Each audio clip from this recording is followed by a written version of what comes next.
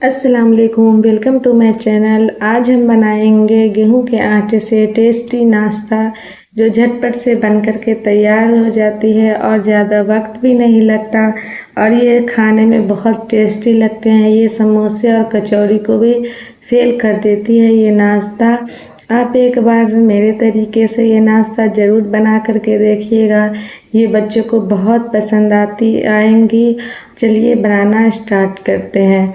तो नाश्ते बनाने के लिए हमने यहाँ 300 ग्राम के करीब गेहूं का आटा ली हूँ और इसे एक मिक्सी बाउल में रख देते हैं। और 100 ग्राम यहाँ पर सूजी ली हूँ, इसे भी यहाँ पर आटे के साथ मिक्स कर देंगे। और यहाँ पर 1 चम्मच से नमक लेना है, नमक आप अपने स्वाद अनुसार लीजिएगा। और यहाँ पर आधे चम्मच के करीब मैं भुने हुए जीरे का पाउडर डालूँगी और 1 चम्मच कुटी हुई लाल मिर्च का पाउडर डालूँगी, जिससे बहुत ही चटपटा सा टेस्ट आता है आटे के अंदर। तो देखिए यहाँ पर भुना हुआ मिर्च है और इसे मैं हल्का सा भून करके कूट ली थी, वही मैं इस आटे में डाल रही हूँ। और आधी चम्मच यहाँ पर अजवाइन ली हूँ और थोड़ी सी कलौंजी ली हूँ, इससे भी बहुत अच्छा फ्लेवर आता है आटे के अंदर। और यहाँ पर हम थोड़ा सा ऑयल रखेंगे ताकि हमारा नाश्ता कुरकुरा बन कर के तैयार हो।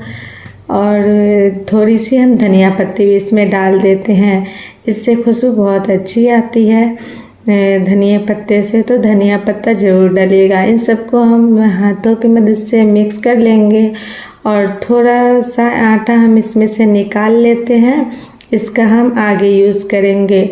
तो देखिए अब हम यहाँ पर थोड़ा थोड़ा सा पानी डाल करके आटा लगा लेती हूँ। आटा हमें ज़्यादा सख्त भी नहीं लगाना और ना ही ज़्यादा गीला लगाना है, हल्का सा ही सख्त रहेगा आटा इसका, क्योंकि इसमें सूजी है तो ये फूलेगी तो ये और भी सख्त हो जाएगी। और इसमें ज़्यादा गीला नहीं करना है हमें, वरना ये अच्छे से नाश्ता हमारा नहीं बनेगा। तो देखिए हमने टाइट डो लगा करके तैयार कर ली हूँ और इसे हम रेस्ट होने के लिए रख देते हैं, जब तक हम यहाँ पर आलू के स्टफिंग की हम तैयारी कर लेते हैं। तो यहाँ पर मैं 3 आलू ली हूँ, उसे अच्छे से उबाल करके मिक्स कर ली हूँ। इसे अच्छे से मैश कर लेना है, एक भी गुठली नहीं रहनी चाहिए आलू में। और यहाँ पर आधी चम्मच नमक डाल रही हूँ और आधा चम्मच काली मिर्च का पाउडर, आधा चम्मच जीरे का पाउडर, आधा चम्मच गरम मसाला है। और इन सब चीज़ों को मैं इसमें मिक्स करूँगी और आधी चम्मच यहाँ पर लाल मिर्च, कुटी हुई लाल मिर्च भी रख देती हूँ। और 2 हरी मिर्च ली हूँ, उसे भी हम काट करके इसमें डाल देते हैं। इन सबको मसालों को मैं मिक्स कर लूँगी। और अब हम चाट मसाला डालेंगे, ये मैं भूल गई थी, अब मैं डाल रही हूँ चाट मसाला, इससे बहुत अच्छा चटपटा सा नाश्ता बन करके तैयार होगा। तो इन सबको हम अच्छे से मिक्स कर लेंगे। और चलिए अब हम इसे साइड पे रख देते हैं। अब हम आटे को ले लेते हैं। तो देखिए हमारा आटा अच्छे से सेट हो चुका है, इसे फिर से हम थोड़ा सा मिक्स कर लेते हैं। और इसे मिक्स करने के बाद इसकी हम लोई बना लेंगे, मोटा मतलब लोई हमें बड़ा बनाना है, ज़्यादा छोटा नहीं बनाना है। तो देखिए हमने यहाँ पर सूजी और आटे को लेकर के ये 400 ग्राम है, तो 100 ग्राम का करीब का हमें लोई बना लेना है।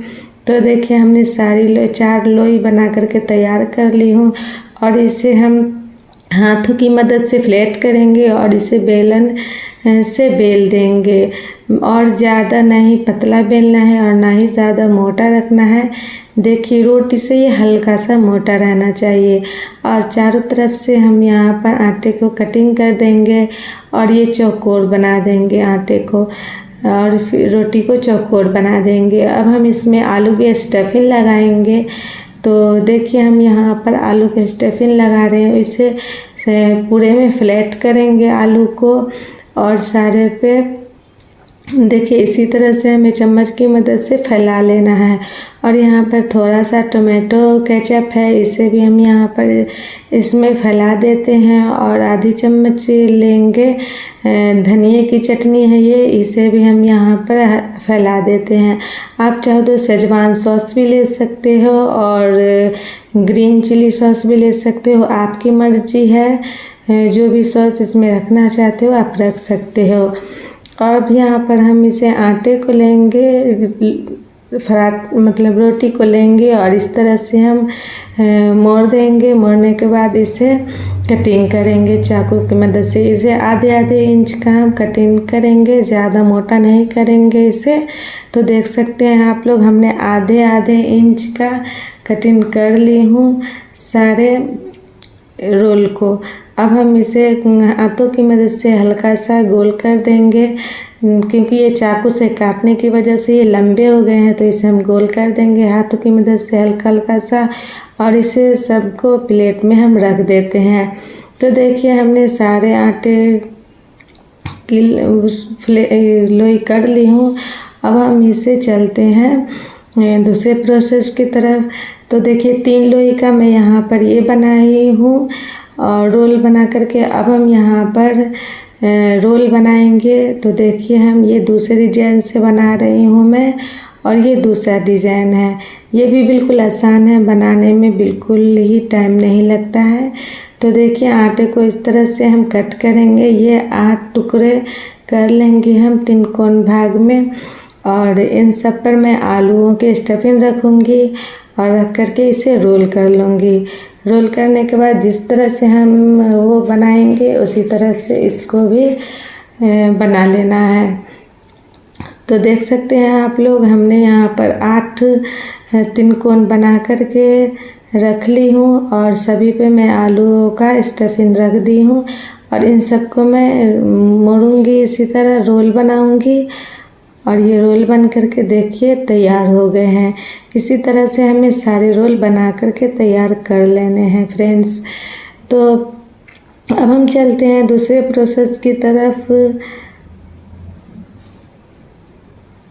देख सकते हैं आप लोग, इसी तरह से हमें सारे रोल को बना करके तैयार कर लेना है। अब हम यहाँ पर आटे जो ली थी उसको घोल बना लूँगी। देख सकते हैं आप लोग, हमें इसे ना ही ज़्यादा पतला घोल बनाना है और ना ही गाढ़ा, हल्का सा थिक रहना चाहिए घोल में। तो इसी तरह का घोल बना करके तैयार कर लेंगे और इसे हम एक नाश्ते का एक टुकड़ा लेंगे और इसी में घोल में डुबो करके और ऑयल में रखते जाएंगे। तो तेल हमारा गर्म हो चुका था और इसी तरह हम सारे नाश्ते को ऑयल में रखते जाएंगे। और ये मतलब हाई फ्लेम पर भी ये पक जाता है, इसे पकने में ज़्यादा टाइम नहीं लगता। और ये मतलब पतली है तो ये जल्दी से पक भी जाती है, इसमें ज़्यादा वक्त बिल्कुल भी नहीं लगता है फ्राई करने में। तो देख सकते हैं आप लोग, हमने एक तरफ से पलट ली हूँ और उलटते पलटते हमने यहाँ पर इनको फ्राई कर ली हूँ। चलिए अब हम इसे निकाल लेते हैं। इसी तरह से हमें जितने भी नाश्ता बनाई हूँ उसको मैं इसी तरह फ्राई कर लूँगी।